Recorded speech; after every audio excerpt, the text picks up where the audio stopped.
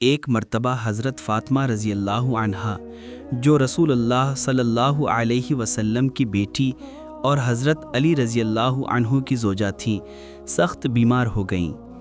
ان کی بیماری کے دوران ان کے دل میں انار کھانے کی خواہش پیدا ہوئی۔ حضرت علی رضی اللہ عنہ کے پاس زیادہ مال و دولت نہ تھی، مگر اپنی بیوی کی خواہش پوری کرنے کے لیے بازار گئے۔ کافی مشکل سے کچھ رقم اکٹھی کی اور ایک انار خرید کر واپس گھر کی طرف روانہ ہوئے۔ راستے میں ایک محتاج شخص ملا۔ وہ بوڑھا اور کمزور تھا، بھوکا بھی تھا۔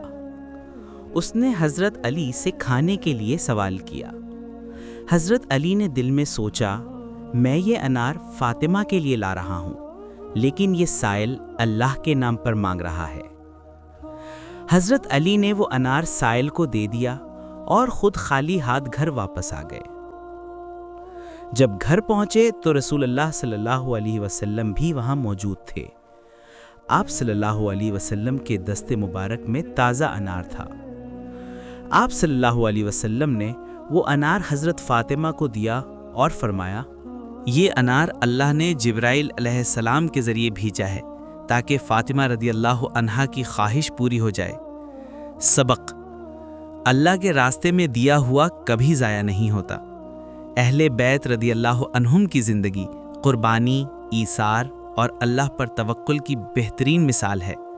جو چیز ہم اللہ کے نام پر دیتے ہیں، اللہ اسے کئی گناہ بڑھا کر واپس عطا کرتا ہے۔